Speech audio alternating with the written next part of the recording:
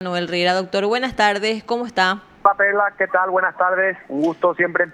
Doctor, estuvieron hoy por la Corte Suprema de Justicia, vimos a través de las redes sociales del colegio que hablaron con el titular de la Corte, también estuvieron en secretaría, se van sumando más abogados en el marco de esta acción contra el IVA. Así mismo, la fue una gestión, pero impresionante, realmente sin precedentes de parte de la Asociación de Abogados de Itapúa, que actualmente preside Salim Fernando Abud. Y Salim vino desde Encarnación muy temprano en la tarde de ayer, juntó todos los papeles, trajo las firmas, trajo todo, y quedamos en encontrarnos en el Poder Judicial para acompañarlo en la presentación. A su vez, ya que había hecho el esfuerzo, la gestión, el viaje, etcétera, programamos en lo posible una reunión con el nuevo presidente de la Corte, el ministro Antonio Frete, que por suerte muy amablemente nos la concedió, y de hecho nos quedamos hablando con él, le entregamos copias en propias manos de la acción, le explicamos que estaba una cuestión que se inició el año pasado, que le interesa al gremio, que se están sumando abogados de diferentes estudios jurídicos a nivel país. Y bueno, fue una cosa realmente muy interesante verla, porque no pasadas las 24 horas de su nominación y su elección ya nos recibe, ¿verdad?, en un acto institucional de mucha relevancia por nosotros, que muestra un poco un cambio de la actitud de la presidencia, considerando que la anterior no pudo reunirse con nosotros casi en un año. Entonces, la verdad que fue una jornada muy interesante, muy beneficiosa en este tema, y así como decís, se van sumando las acciones, ¿verdad? Doctor, específicamente con relación a esta acción, ¿cuál es el argumento en base a todas estas acciones que se van presentando que plantean? Te voy a tratar de hacer lo más simple posible. Si no se entiende, por favor, interrumpime. La ley 68 y pico es una ley del año 2019, Ujú. es la que hizo la modificación y la actualización de todo el régimen tributario nacional, la última.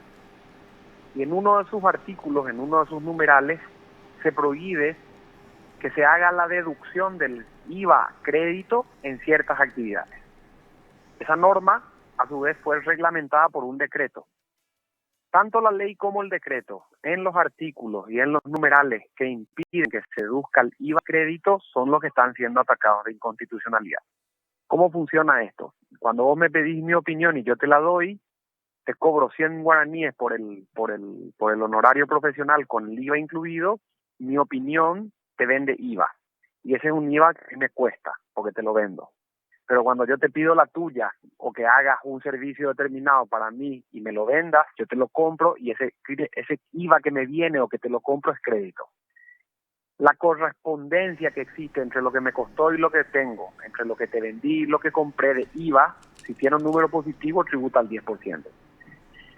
La deducibilidad, lo que dice en esta norma y en estos decretos, es que solamente puedo poner a debitar todos mis gastos en la medida en que estos son relacionados con mi profesión. Y esto es lo que se ataca por dos normas que están en la Constitución. Una, que tiene que ver con la creación del tributo, que es la 179, si mal no recuerdo, y otra que tiene que ver con la igualdad del tributo, que es la 181. Y en una segunda instancia, una norma más, que es un problema jerárquico, la 137, porque el decreto hace una enumeración de las actividades no deducibles o deducibles de cierta manera que la ley no hace. O sea, el decreto distingue lo que la ley no distingue. Es decir, ahí hay un problema de eficacia y validez jurídica, porque una norma de inferior jerarquía escribe lo que una de mayor jerarquía no lo hace. En el ejemplo común y corriente, la acción se escribe mucho por la vía del absurdo, diciendo que en definitiva yo no puedo dividir mi vida en mi vida de abogado o en mi vida de papá o del resto. O vos no podrías dividir la tuya en la vida de periodista de la vida de mamá o de esposa o de una mujer que se divierte o tiene un viaje o cosas por el estilo. Porque si yo puedo solo deducir el combustible de mi auto en la medida que lo uso para una actividad relacionada, parecería ser que solamente el combustible que uso cuando me voy al tribunal es deducible, pero no cuando me voy al cumpleaños de mi hijo. O podría utilizarlo cuando me voy a una reunión, a un estudio jurídico vecino, y no cuando lo hago, cuando llevo a mis hijos al colegio. Lo que es imposible, Perla. lo que es un absurdo. O sea, si yo me compro un traje hoy, puedo irme a una audiencia, entonces el gasto es deducible, pero si ese traje uso en un casamiento, no. Si yo me compro una agenda con la que me voy a atender las actividades que tengo esta tarde en la oficina, es deducible, pero si utilizo también para acordarme el cumpleaños de mis amigos, entonces no. Y parecería ser que la ley y el decreto dividen la persona cuando la persona no se puede dividir en su complejidad. Es decir, yo soy individuo, en definitiva, ¿verdad? No divisible. Este es un poquitito el tema que se pone a discusión ante la Corte, tratando de salir del ámbito administrativo, porque ya la Secretaría de Tributación ha dicho que eso debe quedarse como está, ¿verdad?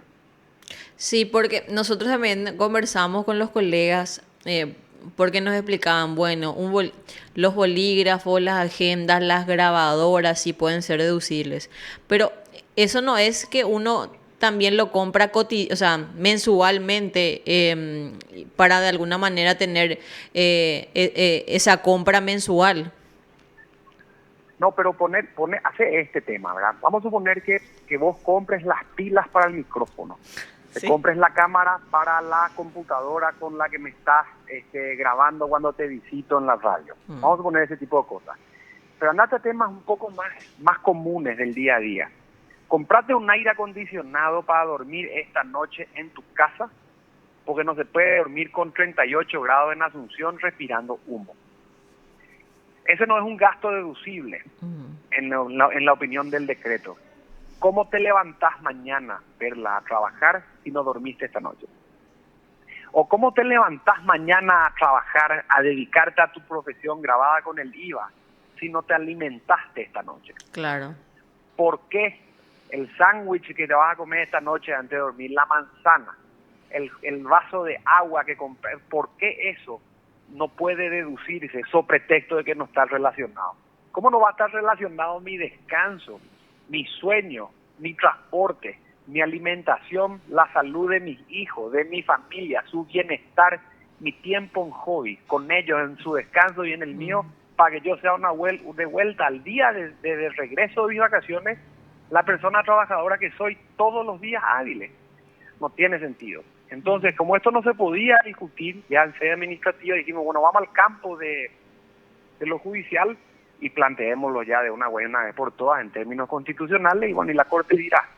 Entonces, ahí es donde estamos. Esto arrancó el año pasado, continúa este año, se van sumando estudios jurídicos y otros abogados, mucha gente interesada por redes, pero lo que hizo esta mañana el equipo Encarnaceno es excelente. La envergadura y la organización de tanta gente viniendo de tan lejos, creo que mereció muchísimo la pena, y haber sido recibido por el propio ministro, actual presidente, ni qué decir, ¿verdad?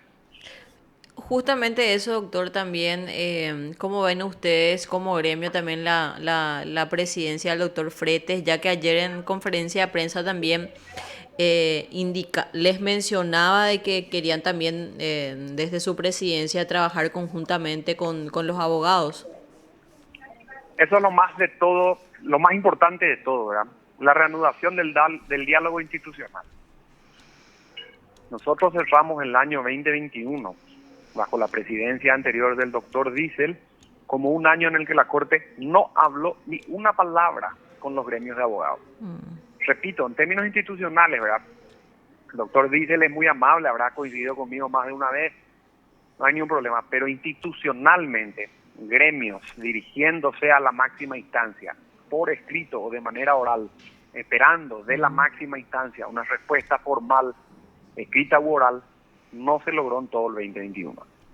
Entonces, esta reapertura de los canales de comunicación entre Corte y gremios de abogados a nivel país es una gran cosa, porque el anuncio que hace la presidencia no solamente se reduce a las viejas reuniones que se tenían en la sede del Poder Judicial en Asunción, sino que entre sus planes está tratar de llevar las reuniones de los ministros de Corte, en lo posible la plenaria, y si no es posible, con los superintendentes a las diversas localidades, para que allá, en la localidad determinada, los ministros puedan reunirse no solo con sus jueces, sino también con los gremios y con las diferentes personas que estén de alguna u otra manera interesadas en recibir de ellos algún tipo de respuesta a alguna inquietud o funcionamiento o lo que fuere sobre problemas locales. Entonces eso creo que es lo más auspicioso de la nueva presidencia, que creo yo tiene un lindo comienzo con la reunión que nos otorgó esta mañana, ¿verdad? Doctor, ¿y cómo ve también el gremio esta situación que se daba ayer por parte del ministro Manuel Ramírez Candia de no aceptar asumir la vicepresidencia segunda de la Corte? Mira, nosotros en algunas entrevistas anteriores, inclusive que me dieron Perla, me habían planteado como una suerte de crisis política al interior de la Corte. Yo te diría que no hay que medirlo como una crisis, porque todo colegiado funciona a su interior con consensos o con disensos. Pero en este caso nunca se había hablado de con consensos o disensos hacia afuera de la Corte. Lo que llama la atención es la ruptura de ese hermetismo típico de los colegiados, ¿verdad? O sea, yo como presidente del Colegio de Abogados, cuando soy vocero de lo que el colegio dice, es como consecuencia de lo que luego Lo de una hablaron. deliberación Sí. mi consejo dice, este es el tenor, aunque eso suponga que yo estoy en desacuerdo, porque es el colegio el que se expresa. Entonces aquí la Corte se expresa a través de una votación de sus propios colegiados con un determinado resultado, y que un miembro haga esto y otro miembro le continúe o le siga en una suerte de apoyo, muestra algo que no se ha visto nunca, que yo recuerde. Inclusive lo consulté con expresidentes que son más antiguos que yo y me dicen nunca ocurrió esto, ¿verdad?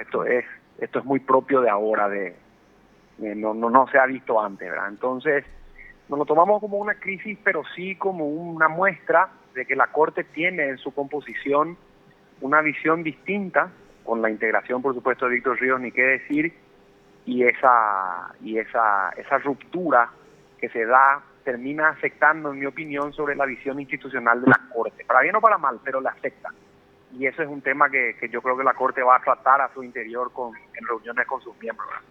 Sí, porque justamente eso es lo que hoy conversamos también con el doctor Ramírez Candia, que de alguna manera esto afecta a la Corte Suprema de Justicia, porque estábamos acostumbrados a sesiones plenarias con disenso, con aceptaciones, y que esto ocurra, y también gracias a la transparencia podemos acceder, porque el doctor Blanco nos decía ayer también, doctor, que se han dado renuncias verbales, pero es la primera vez que se da también una no aceptación de manera escrita. Así mismo es. Es una cosa que llama la atención por eso, por la manera en que ocurre. No porque no ocurra. Como colegiado, y nosotros hemos tenido digamos, como ejemplo en el interior del colegio pero miles de esas reuniones donde la discusión es sangrante. O sea, vos defendés posiciones tuyas, las fuertes, cuando terminás votando diciendo que las flores que te gustan son estas y no aquellas, y bueno, tendrás que elegir y defender las flores que eligió la mayoría, no queda otra. Pues es el colegio el que se expresa. Ahora, nosotros hacemos mucho énfasis en eso, ¿verdad? El uso de la palabra mediática de un presidente va de alguna manera vinculada a su pertenencia al colegiado. De ahí es que sea tan disruptivo lo que hizo el ministro Ramírez Candia, ¿verdad? Él forma parte de la Corte. O sea, él no renunció a la Corte por disidencias en consenso. Renunció a un cargo nomás, ¿verdad? Sí. Entonces plantea una cuestión profunda pero superficial a la vez sobre un tema que afecta, creo yo, la mirada que se tiene de cómo anda la institución, y eso siempre hay que evaluarlo, ¿verdad? Yo creo que la Corte ahí lo que muestra es que lo que sea que se dice que debía hablarse, o no se habló lo suficiente o no se habló luego. Entonces, bueno, vamos a ver cómo se decanta. Ahora hay que ver qué es lo que hacen, o le aceptan o no la renuncian, o eligen la persona que le suple. Claro, no, y él decía que también nos decía que no pueden obligarle a una persona a formar parte de un cuerpo en el cual no se confía en él. Mira, yo te diría con pinzas la explicación. Mi guardia de seguridad puede ser una persona de confianza, porque si no confío me mata o me vende. Pero cuando vos asumís un cargo público, vos tenés ahí un régimen de funciones públicas distintas que se manejan dentro del ámbito del deber. O sea, el doctor Ramírez Candia tiene obligaciones como ministro de Corte. No, su actividad no reposa sobre la confianza, no más. O sea, él fue nominado por la Corte que le impone, entre otras cosas, desde la ley orgánica del Poder Judicial, la presidencia, la sala en la que está integrando, las obligaciones que vienen con su presidencia, todo ese tipo de cosas. Y ser ministro, a su vez, también le impone obligaciones si es que aspira a formar parte de estos consejos directivos que la Corte establece cuando elige un presidente y su vicepresidente, en todo lo que tiene que ver con el Consejo de Superintendencia y otras cosas. Sí. Entonces, ojo con eso, ¿verdad? Ahí hay mucha obligación de por medio porque él se está moviendo en el ámbito público, del derecho público, donde hay muchas normas obligatorias que vienen con la función pública que desempeña, no solo sobre la confianza. Entonces habría que preguntarle muy bien a qué se refería con ese tema, ¿verdad? Totalmente, porque eso también es otro punto que nos indicaban, al menos, doctor, de que él como ministro y formar parte de un cuerpo y aceptar las reglas de juego, para hablar en un término más coloquial, tiene que asumir también las consecuencias de ese juego y aceptar lo que resuelva la Corte en mayoría.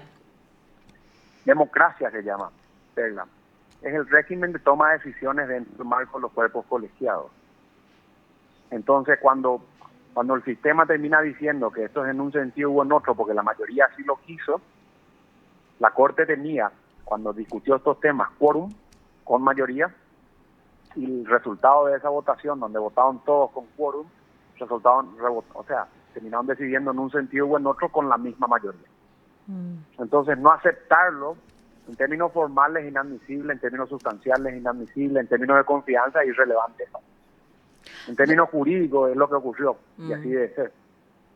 Doctor, por último, también, y aprovechando esta comunicación, hubo también una reunión con el titular del Jurado de Enjuiciamiento de Magistrados que, al menos en esta presidencia, se está demostrando de que hay una cierta apertura también con el gremio de abogados.